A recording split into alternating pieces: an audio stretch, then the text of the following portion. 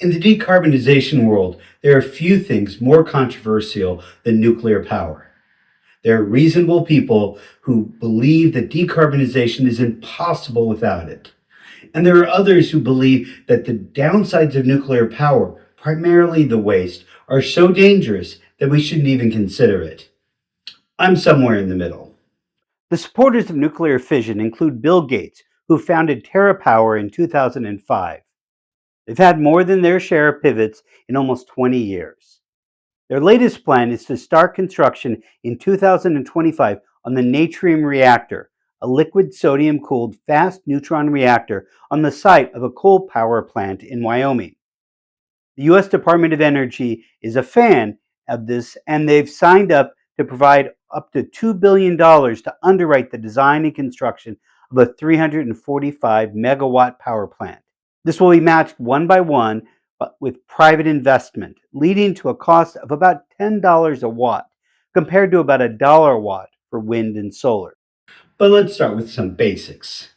An atom has a nucleus filled with protons and neutrons, and most of the mass of the atom in a tiny volume. The number of protons tells you what element the atom is. For instance, 1 proton is hydrogen, 6 protons is carbon, and 92 protons is uranium. The periodic table is organized by the number of protons. The number of neutrons tells you the isotope.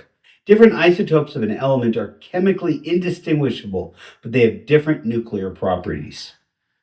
The nucleus is surrounded by a cloud of electrons.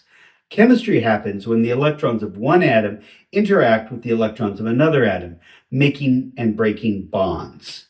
For instance, hydrogen and oxygen combine to make water and releasing energy, and that's chemistry. The nuclei are unchanged in chemical reactions. Nuclear reactions are the alchemy of lore. One element can be transmuted into another, like turning lead into gold. Sometimes that just happens spontaneously, which is radioactive decay. When you hear that nuclear waste, or radon or radium, is radioactive, that just means that big atoms will spontaneously split into 2 or more components. If one of these components has enough energy to strike a molecule and knock off one of its electrons, this is called ionizing radiation, and it can cause cancer. There are many isotopes of uranium.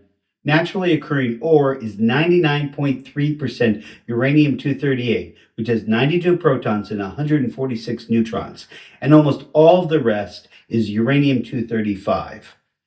In a traditional light water nuclear reactor, the primary reaction is uranium-235 being struck by a neutron, and the result splits into barium, krypton, and 3 high-energy neutrons. The fuel is surrounded by a water bath, which moderates or slows the neutrons, which increases the probability that they will react with uranium-235 to continue the chain reaction. You need to concentrate or enrich the fuel to about 4% uranium-235 to keep the chain reaction going. You can think of uranium-235 as kindling and uranium-238 as wood, which is much harder to ignite. In a traditional nuclear power plant, only the kindling is burnt, and the wood, the uranium-238, remains unburnt because the kindling is cooled down by the water. But the Natrium reactor uses liquid sodium to carry away the heat, and the sodium doesn't slow the neutrons, so they stay hot and fast. That's why this class of reactors is called fast-neutron reactors. They have enough energy to ignite the wood, the uranium-238, and even some of the waste products. So you get much more energy out of a given amount of fuel and waste that has less of the very long-lived radioactive elements. But these fast neutrons are not as reactive with the kindling, the uranium-235, so you need more of it to keep the chain reaction going. In a conventional nuclear reactor, the uranium needs to be enriched from less than 1% to about 4% uranium-235. But for the fast reactors, the fuel needs to be enriched to 20%, which is the highest level one can enrich to without someone asking questions like, could this be built into a bomb? Currently, the only sources of this fuel is in Russia or China, but there is a U.S. company, Centrus Energy, which has a pilot project and delivered a small amount of fuel suitable for fast-neutron reactors.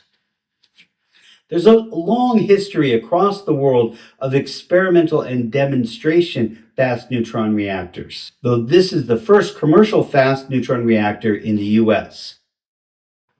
Nuclear power plants are referred to as thermal, along with coal, biomass, and geothermal. They take a source of heat and use it to boil water to create high-pressure steam, which is used to turn a turbine, which is used to turn a generator, which makes electricity. These power plants are also called baseload because they can't easily follow the peaks and valleys of demand. They just produce the same amount of power 24/7, whether or not it's needed. As we add more intermittent resources like wind and solar, the value of being dispatchable increases. One of the innovations of the Natrium reactor is to include a thermal storage element between the nuclear reactor and the steam turbine that generates the electricity. And this will allow the Natrium reactor to complement the plentiful wind power in Wyoming. This could be included in any thermal generator. One concern I have is the large pool of sodium. Remember chemistry? Well, liquid sodium really likes to react with water explosively. It's possible to isolate the sodium, but accidents like Fukushima happen when something goes catastrophically wrong, like a nearby Richter 9 earthquake followed by a tsunami. And a small water leak could quickly become a terrifying disaster. Could a 9/11 style attack lead to a water leak and a dirty bomb explosion? I'm not sure, and I haven't seen any analysis that sufficiently safeguards for this.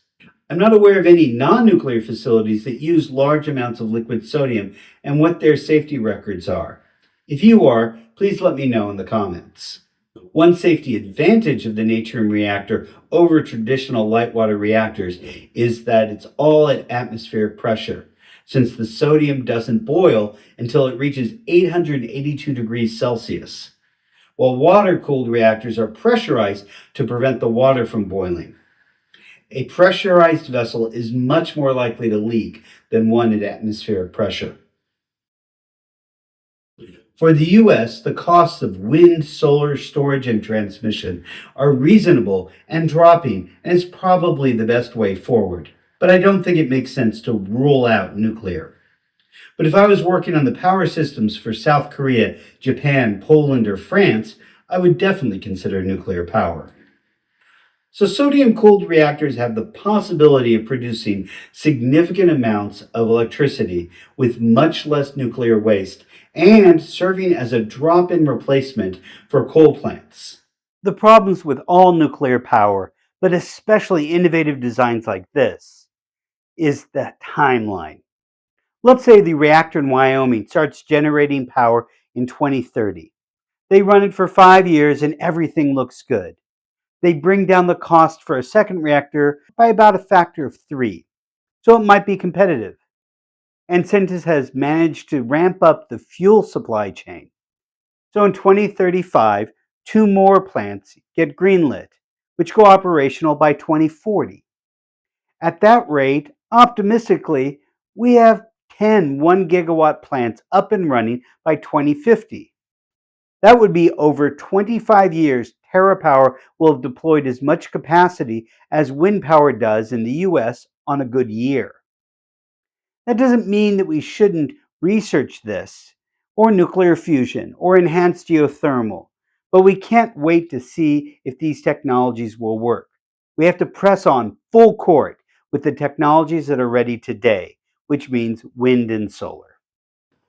If you have any thoughts on whether or not we should build fast-neutron reactors, please leave them in the comments.